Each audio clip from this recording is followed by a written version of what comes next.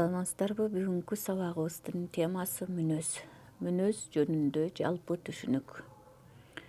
Мүнөз жөнүндө түшүнүктү илимге алгачкылардан болуп киргизген биздин заманга чейин 4-кылымда жашаган грек философу Теофрас болгон. Грекче характер, мүнөз деген түшүнүк белги, өзгөчөлүк деген маанини түшүндүрөт. Демек, адам коомдо жашап туруп өзгөчө бир белгиге ээ болушу мүнөз деп аталат. Бул белги характер, грек сөзү, орус тилине которгондо сөзмө сөз мааниси чегип түшүрүлгөн сүрөт, белги, илимий түшүндүрмөсү мүнөз. Адамдын эрктик нравалык сапаттарында негизги орунду ээлеп, анын коомго, коллективге, эмгегине, ошондой эле личностин же инсандын өзүнө жасаган мамилесинде байкалуучу жеке психологиялык мүнөз деп аталат. Чындыгында эле мүнөз ар бир адамдын нравалык, патриоттук, эмгекчилдик, чынчылдык, эрктик, чечкиндүүлүк, тырышчаактык, эри жүрөктүүлүк касиеттеринен эмгекке, башка адамдарга, өзүнө болгон мамилесинен, өзүнө болгон мамилесинен ачык байкалат. Мүнөз жалаң гана айлана чөйрөнүн таасиринен калыптанат деп бир жактуу ойлоого болбойт. Себеби мүнөз эч качан баш мээсиз, дене түзүлүшсүз, физиологиялык обочолонгон боштукта, башкача айтканда, мээ башка баардык психологиялык түзүлүштөрдүн негизи элементи болгондой эле мүчө өздүк калыптанышында да базалык элемент болуп кала берет. Мындай көз караш окумуштуулар Лафатерге, Кречмерге, Фромго таандык. Мүнөз жөнүндө илимий изилдөөлөр ар кандай ой пикирлер, илимий көз караштарды жараткан. Мүнөз муундан муунга, тукумдан тукумга өтпөйт. Мүнөз курчап турган чөйрөнүн таасиринде өзгөрүп турат. Ошондой эле кайрадан тарбияланышы дагы толук мүмкүн. Мүнөздүн психикалык феномени катары анын өзгөчөлүгү болуп, ар бир жекече индивид инсандын ишмердүүлүгү, адамдар менен болгон мамилеси, ошондой эле курчап турган чөйрөгө болгон өзүнүн чындык көз карашында байкалат. Буга мисал катары кээ бир адамдар жашоонун кыйынчылыгына туруштук берип, оңой жеңе алышат. Кээ бирөөлөр тескерисинче бир аз эле кыйынчылыкка туруштук бере албастан өзүн жоготуп коюшат. Окумуштуулардын изилдөөлөрүндө мүнөзгө карата ар кандай багыттагы көз караштар айтылып келген. Себеби мүнөзгө так, ачык, белгилүү мүнөздөмө берүү же болбосо психологиялык касиеттерин көрсөтүү кыйын дешкен. Мүнөздүн өзгөчөлүк касиеттери көп тармактуу байкалат. Мисалы, окумуштуу Лазурский мүнөздүн өзгөчө белгилидеги 15 түрүн байкаган. Аларга буюмга болгон мамиле, тыкандык, кылдаттык же болбосо шалаакылык, жаратылышка, жаныбарларга болгон мамиле, кызыгуусу, суктануусу, коркуусу, кубанычы, ошондой эле башка адамдарга мамилечил же болбосо кош көңүл, социалдык топко же группага, коллективдүү, өзүмчүлдүк, коркунуч, ал эми карама каршы жыныска, аялга, эркекке берилгендик, сезим, ишеним, менчикке, чогултуу, жыйноо, ысырапчыл, чарбасыздык, өзүнө менменсенген, токтоо, башкалар үчүн өзүнүн жанын аябаган, ошондой эле үй бүлөгө, мамлекетке, эмгекке, нравалык, динге. Жогоруда Лазурскийдин белгиленген мүнөздүн каражаттарынын ар бирине токтоло турган болсок, баардыгы ар бир адамды жекече мүнөзүнө шайкеш турган көрсөткүчтөр. Биринчи мүнөз белги деген түшүнүктү билдирбесе керек, бирок мүнөз темпераментке дагы байланыштуу болуп, кукусунан түрткү болгон шартка байланыштуу өзгөрүлүшү мүмкүн. Мүнөз адамдарда башкача сезимди, эмоцияны, жоопкерчиликти, эрдикти жана касиеттерди жаратат. Мисалы, эрдик же коркоктук, тайманбастык, коркунуч да пайда болот. Сөзгө чечендик же түнт мүнөз бирөө менен сүйлөшкөндө байкалат. Мүнөздө адамдын активдүүлүк же болбосо тескерисинче пассивдүүлүк мүнөзүн байкасак болот. Активдүүлүк адамдын тырышчаактыгы, эрки күчтүүлүгү, максатка жетүүгө умтулуусу, башка адамдарга тийгизген жардамы ушундай сапаттуу мүнөздө болот. Ал эми пассивдүүлүк так которгондо ындыны өчкөн, эч нерсеге кызыкпаган түнт мүнөз адам. Мындай адамдар башка адамдарга тескерисинче башка адамдарга мындайча айтканда кумир дейбиз го, кумир боло албайт. Тескерисинче өзүнүн ордун турмуштан таппагай, жашоосуна канааттанбай, өзүн күнөөлүү, аракетсиз экендигин сезбейт, күнөөнү башкалардан издейт. Активдүү жана пассивдүү мүнөз адамдардын жекече иш аракетине, эрки күчтүүлүккө, кызыгуусуна байланыштуу болуп өзгөрүшү мүмкүн. Эгерде адам өзүнүн пассивдүү мүнөзүн оңдогусу келсе, эрки күчтүүлүгүнүн жардамы жана ошол эле иш аракетке болгон кызыгуусу пассивдүүлүк мүнөздү активдүүлүк мүнөзгө алып келет. Адамдын мүнөзү анын ишеничинен же тескерисинче жашоодогу кубанычынан, кайгысынан, талабынан, өзүнүн бир талабынын аткарылбай, орундалбай калгандыгынан, ар кандай мүнөздүү көрүнүштөргө байланыштуу да болот. Адамдын жашоодогу багыты ар кандай жана ошондой эле ар башка милдетти, кызыгуунун идеалды жаратат. Бул милдеттер, идеалдар, максаттар жогоруда көрсөтүлгөн багыттар адамдын келечектеги жашоо планын, талабын, керектөөсүн, жашоодогу деңгээлин белгилейт.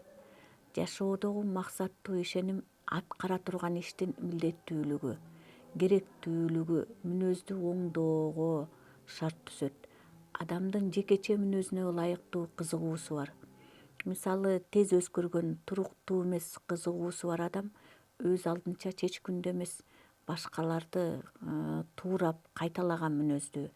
Ал эми кызыгуусу терең, мазмундуу болсо, мүнөзүнүн туруктуу, максатына умтулган чечкиндүүлүгү байкалат. Мүнөз жөнүндө көптөгөн мисалдарга, изилдөөлөрдүн аныктамаларына таянып, ар түрдүү багыттарын белгилесек болот. Акыркы мезгилдерде мүнөз тууралуу мүнөздүн типологиясы деген белгилүү болгон ат менен окумуштуу Юнгуттун «Психологические типы» аттуу илимий эмгегинде көбүрөөк көңүл бурулган. Мүнөздү эки типке, экстраверт жана интровертке бөлүп изилдегени аныктайт. Ал бул изилдөөсүндө мүнөздү 8 типке бөлгөн.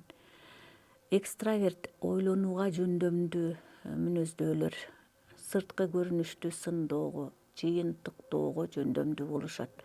Мындай мүнөздөгү адамдардан мамлекеттик, коомдук ишмерлер, көрүнүктүү академиктер, адвокаттар чыгышы мүмкүн. Экинчиден, сезгич, туйгуч типтеги экстраверттер дейбиз. Жалпы кубанууну, кайгырууну өзүнүн сезиминен өйдө коюп, салттуу, баалуулукту жактайт. Мисалы, кооз жакшы нерселерди субъективдүү же өзүнүн ою боюнча эмес, башкалардын баалаганы боюнча туят. Экстраверттелген сезүүсү бар тип объекттерди өзүнө тартып сезүүсүн күчөтөт. Мындай адамдар чындык жашоого аракеттенишет, жашоого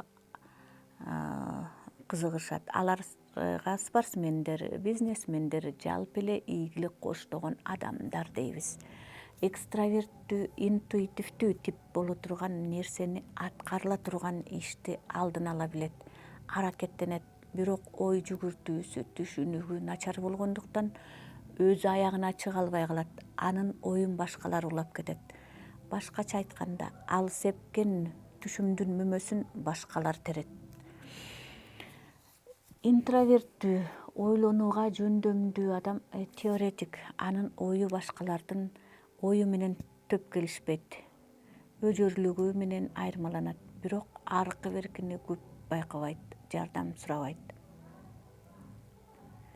Интроверттүү сезгич тип ар дайым өзүнүн сезими менен алек болот. Эч нерсеге кызыкпайт. Кыскача айтканда, санаачыл, түйшүкчүл, жалакай, өзү менен өзү болгон кейипкер.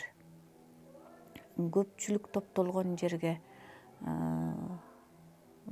мисалы той, жыйналыш дейбизби, чогулуш дейбизби, ошондой жерлерге баргысы келбейт, көп сүйлөбөйт, татаал жолду. Интервенттик сезүүсү бар тип сырткы чөйрөдө болгонду угуп, көрүп, ички сезими менен кеч кабыл алат. Ал көрүнүш ага таасирин тийгизбейт. Мисалы, мындай типтеги адамдарды эртең мененки уккан тамашага түнкүсүн күлө баштайт деп айтып келишет. Интервенттүү, интуитивдик тип алдын ала билген, жөндөмдүүлүгү объективдүү, реалдуулукка эмес, субъективдүү, психикалык дүйнөгө багытталган. Аларга шамандар, көз ачыктар, сүрөтчү, ошондой эле акындардын арасынан жолуктурсак болот. Мүнөздүн өзгөрүлүп, калыптанып, ар кандай көрүнүштө сапаттуулугу, сапатсыздыгы, активдүүлүгү, пассивдүүлүгү гана аныкталбастан, анын сандуу жагынан бөлүнүп, мүнөздүн акцентуациясы деп аталгандыгы да белгилүү. Мүнөздүн акцентуациясы жайсыз, ылайыксыз мезгилде, шарттарда пайда болуучу психикалык кубулуш. Акцентуациялык мүнөздүн кээ бир баалуу типтери интервенттик типтеги мүнөз, башкалар менен тил табыша албайт, сүйлөшпөйт, өзү менен өзү алек. Ал эми экстраверттик тип эмоциясы бийик, бирөө менен мамилелешүүнү, сүйлөшүүнү эңсейт, ишмердүүлүккө умтулат, көп сүйлөйт, мактанчаак, бирок кызыгуусу тез өзгөрүп турат. Үчүнчүдөн, башкартпаган тип дейбиз. Бул жулкунган, чыр чатакка жакын, чыдамсыз, каяша сүйлөгөн, күмөн санаган. Ал эми төртүнчүдөн, неврастеникалык тип. Мүнөзүнүн өзгөчөлүгү, кыжырлануу, тез чарчоо, анткор. Ошондой эле төртүнчүдөн, сензитивдүү тип. Коркок, түнт, тартынчаак. Бешинчиден, демонстрациялуу тип. Дайыма башканын көңүл буруусун ынтымайт. Мактаса, суктанса, аяса дейт. Кыскача айтканда, өзүн гана демонстрациялагысы келет. Садо-мазохистик тип деп айтабыз. Буларга мыкаачылар, агрессивдүү, өзүнө баш ийдиргиси келген, кайгыга, ооруга дуушар кылышат. Башкалардын ушундай абалынан ушундай канаттануу алышат. Мүнөздүн калыптануусу кичинекей кезинен башталат. Үй бүлөдөгү өз ара урматсый, ынтымак, ишенүү атмосферасында өскөн баланын мүнөзү, жайдары ар кандай шартка тез көнөт. Ал эми үй бүлөдөгү терс көрүнүштөр баланын аң сезимине таасир этип, мүнөзүнөн эмоционалдуу терс көрүнүштөр байкалат. Ымыркай чактагы балада эмоционалдык өнүгүүнүн башкы көрсөткүчү болуп, жандануу комплексинин пайда болушу. Улуулар менен болгон мамиледе баланын адекваттуу, эмоционалдуу реакциясы. Балада жагымдуу эмоциянын жоктугу, баланын өзгөчө сактыгы, сүйлөшүүдө, жомок угууда же бир теле көрсөтүү программаларын көргөндө баланын эмоциясынын топтолбошу, алагды болушу жана мүнөзүнөн бир нерселерге кубануу, кайгыруу же бир башка сезимдердин жоктугу. Демек, үй бүлөнүн руханий дүйнөсү канчалык жогору болсо, алардагы мүнөздөгү эмоционалдуу турмуш тиричилиги дагы ошончолук туруктуу, тынч болот. Ал эми өз ара келишпөөчүлүктөр толук жетиле элек баланын психологиясына терс таасирин берип, анын мүнөзүнөн коркоктук, сестенүү, титирөө, кээде акылга келбеген бир өжөрлүк, кийикчилдик, агрессия байкалат. Мындай бала көпчүлүк учурда ачуусун токтото албай калат. Баланы өтө эрке тарбиялаган да болбойт. Бул дагы баланын мүнөзүнүн калыптанышына терс таасирин берет. Түнт мүнөз. Мындай мүнөздүү бала өзгөлөрдөн алыс болуп, инсандык сапаттарынын өнүгүүсү бузулууга же болбосо деформацияга дейбиз учурайт. Андай учурда баланын кабагы ачылбай, капалуу, сус жүрөт. Көңүлүн көтөрүү да кыйынга турат. Кайраттуу, ачык мүнөздүү балага караганда түнт мүнөздүү баланын жашоодо чоң ийгиликтерге жетүүсү кыйын болот. Агрессивдүү мүнөз дейбиз. Мындай бала туюк мүнөз, өжөр, эч нерсени жактырбаган, кекчил, эрксиз болушат. Мындай мүнөз үй бүлөдөгү жат мүнөздөрдөн бала көбүнчө жат мүнөздөрдөн бала өзүнө кабыл алат. Балага болгон терс мамиле, көңүл коштук, калпайтуу, бир нерсени күтүү, ошондой эле ата-эненин баланы кордоп, кемсинтүү, агрессивдүү мүнөздүн пайда болушуна түрткү болот.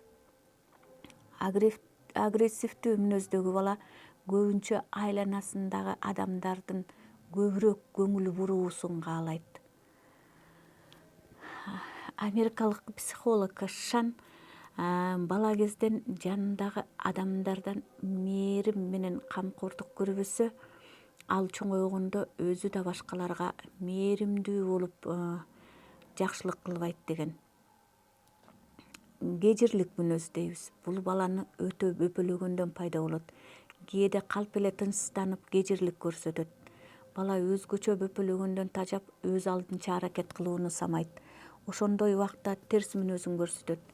Бирок мындай учурда жазалоонун кажети жок. Орус окумуштуусу Бреслов баланы жазалоо жана анын аракетин чектөө кежирликти күчөтөт деген. Эрке мүнөздүү, эркелик, баланы чыдамсыз, тынчы жок, эрктүү эмес, ата-энесине ишенип өз алдынча эч нерсе жасабаган. Эрке бала жолдоштору менен ойногондо мамиле түзө албай калат. Болору болбос оорчулукка чыдабайт. Ал эми эгоист, өзүмчүл, өзүн башкалардан бөлүп көрсөткөнү байкалат. Өзүнүн кызыкчылыгын, керектөөсүн жогору коюп, мен деген түшүнүктү баалайт. Анын мүнөзүнөн мактанчаактык, эри көкүрөктүүлүк, менменсиген белгилер калыптана баштайт.